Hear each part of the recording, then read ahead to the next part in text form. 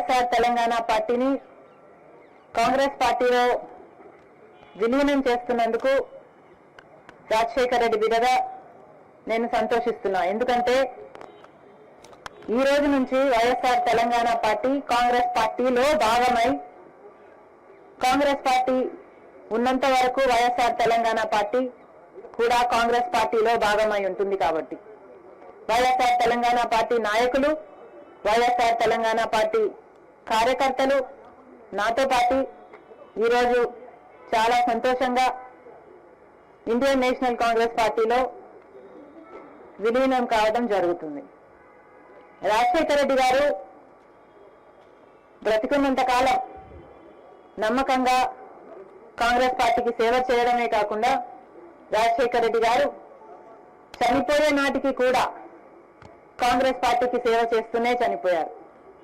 ఈరోజు రాజశేఖర రెడ్డి బిడ్డ కాంగ్రెస్ పార్టీలో చేరుతుంది అంటే రాజశేఖర రెడ్డి గారికి చాలా సంతోషం, చాలా గర్వం కలిగించే విషయమని నేను నమ్ముతున్నా. ఎందుకంటే ఈరోజు మన దేశంలోనే అతిపెద్ద సెక్యులర్ పార్టీ కాంగ్రెస్ పార్టీ. కాబట్టి కాంగ్రెస్ పార్టీ మన స్వాతంత్రం వచ్చినప్పటి నుంచి పునాదులు వేయడం దగ్గర నుంచి ఈ దేశాన్ని కట్టడం దగ్గర వరకు కాంగ్రెస్ పార్టీ హస్తమైంది. ప్రతి వర్గాన్ని కలుపుకుపోతూ, ప్రతి విశ్వాసానికి, ప్రతి ఫెయిత్కు నమ్మకం కలిగిస్తూ, ప్రతి సెక్షన్ ఆఫ్ ద సొసైటీలో కలుపుకుపోతూ ముందుకు వెళ్ళిన party Congress party. Congress party ముందు కూడా రాహుల్ గాంధీ గారి నాయకత్వంలో, ఖార్గే గారి నాయకత్వంలో ప్రజలందరికీ మేలు చేస్తుందని సంపూర్ణంగా విశ్వసిస్తూ, రాజశేఖర రెడ్డి గారి కళ, ఏ కళ అయితే రాజశేఖర రెడ్డి గారు రాహుల్ గాంధీని ప్రధానమంత్రిని చేయాలి అని మనస్ఫూర్తిగా కోరారో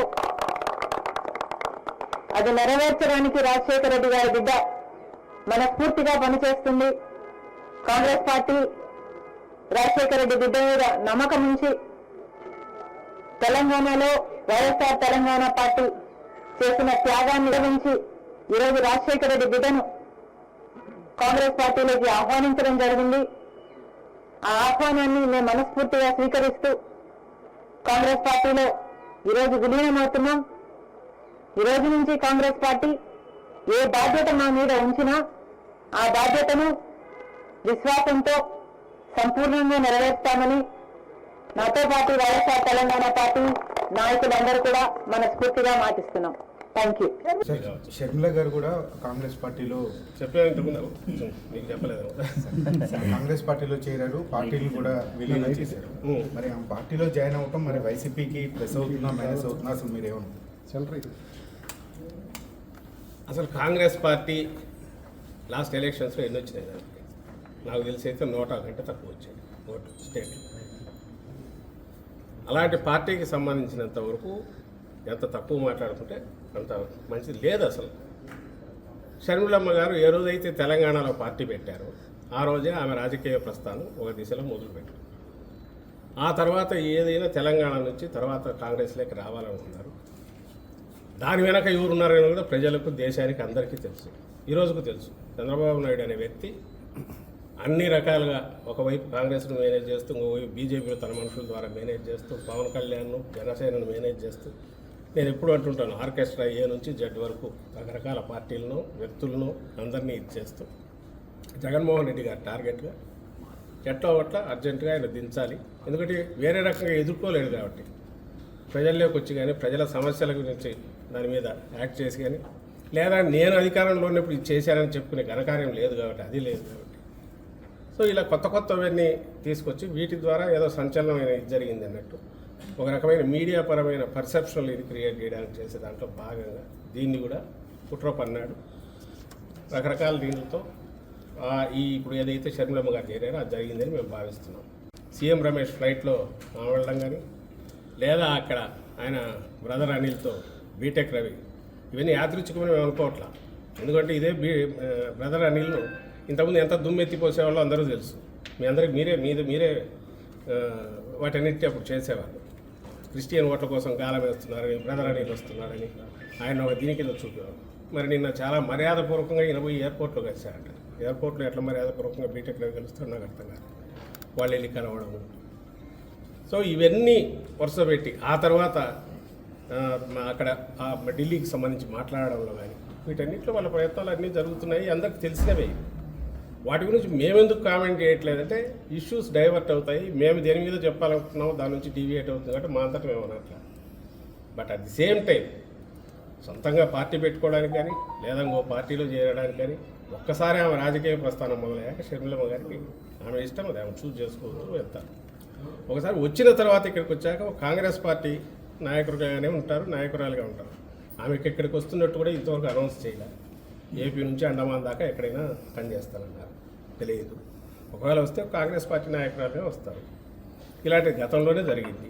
మా పార్టీ పుట్టినప్పుడే ఫస్ట్ బై ఎలక్షన్లోనే వివేకానంద రెడ్డి గారిని ఆ రోజు కాంగ్రెస్ దీంట్లోకి ఇది పెట్టుకొని ఆ రోజు తెలుగుదేశం కాంగ్రెస్ కలిసే కడపలో జగన్మోహన్ రెడ్డి గారిని మా పార్టీని మొగ్గలోనే ఉంచాలని ట్రై చేశారు. ఆయన రాజశేఖర రెడ్డి గారికి స్వయాన తమ్ముడు. సో మరి ఆ రోజు అదే కాంగ్రెస్ పార్టీ నుంచి ఆయన ఉన్నాడు, తర్వాత మంత్రిగా కూడా ఉన్నాడు.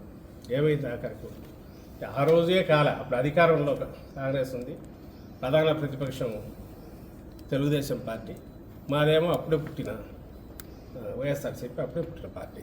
ఫ్యాన్ గుర్తు తెచ్చుకునే వేరే ఎలక్షన్లోకి వెళ్ళాం. రిజల్ట్ ఎందుకు చూశారు. ఈరోజు అసలు కాంగ్రెస్ పార్టీ లేదు. మీరు దాని గురించి మమ్మల్ని అడగడం, దానికి మేము సమాధానం ఇస్తే ఏమి ఇవ్వగలం. దీంట్లో ఏదైనా కనపడితే చంద్రబాబు కుట్రకోణం కనిపిస్తుంది. ఆ రోజు నుంచి రాజశేఖర రెడ్డి గారి మరణం మీదే డౌట్స్ ఉన్నాయి కాంగ్రెస్ దానికి సంబంధించి. దాని తర్వాత వచ్చిన పరిణామాలలో జగన్మోహన్ రెడ్డి గారి మీద పెట్టిన తప్పుడు కేసుల్లో కానీ ఇటు టీడీపీ కాంగ్రెస్ కలిసే చేసాయి. అక్కడి నుంచి ఆ జర్నీలో కాంగ్రెస్తో ఎప్పుడు ఈయన తెర వెనుకో ఏదో ఒక రకంగా అయితే కాంటాక్ట్లో ఉంటున్నాడు. ఇప్పుడు కొత్తగా దానికి మళ్ళీ ఇంత జీవం పోసి జగన్మోహన్ రెడ్డి గారి మీద దుమ్ము ఎత్తిపోయించడం ఎట్లా, లేదా ఏదైనా ఓటు ఏదైనా ఉంటే కొంచెం లాగ్గలమా అనే ఒక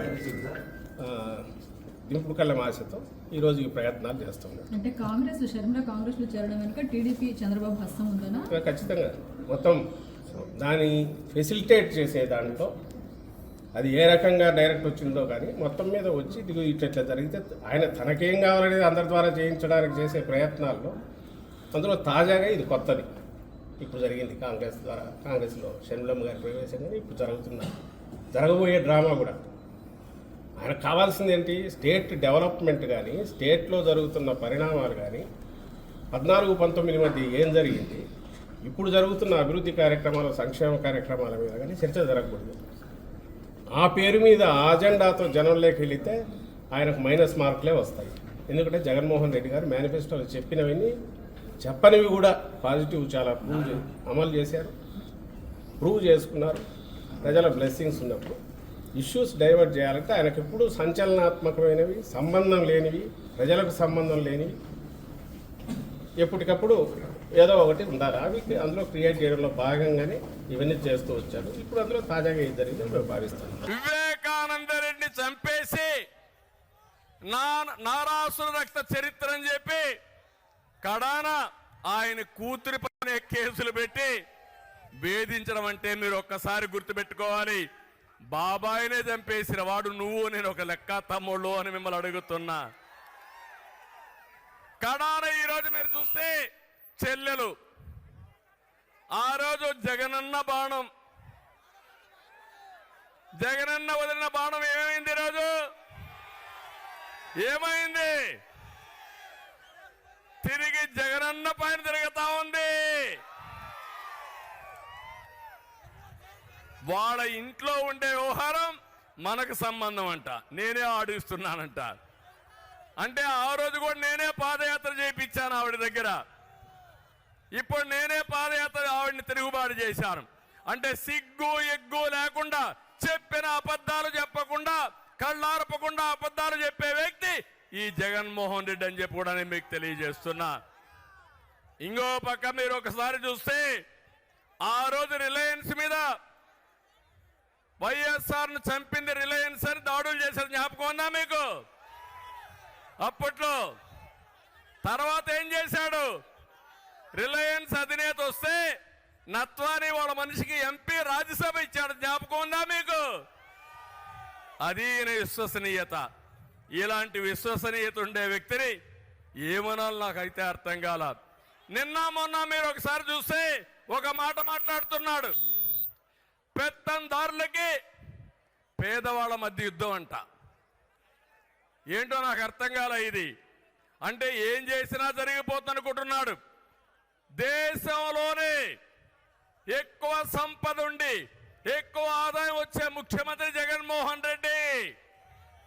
510 కోట్ల రూపాయల ఆయన సంపద.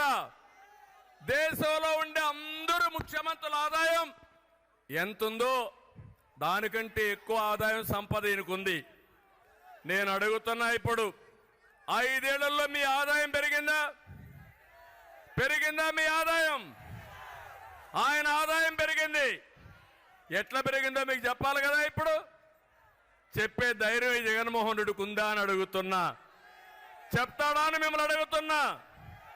తమ్ముళ్ళు, ఎక్కడ చూసినా దోపిడీ ఇలాంటివన్నీ చేసి ఇష్టానుసారంగా పెంచుకొని ఈయన వీళ్ళ మనుషులందరూ కూడా దోపిడీ చేసే పరిస్థితికి వచ్చారు. నేను అందుకనే ఈరోజు అడుగుతున్నా, ఇవన్నీ మీరు సంపాదించారు, మీరు దేశంలోనే రిచెస్ట్ మ్యాన్గా తయారయ్యారు. ఈ రాష్ట్రంలో ఉండే ప్రజలు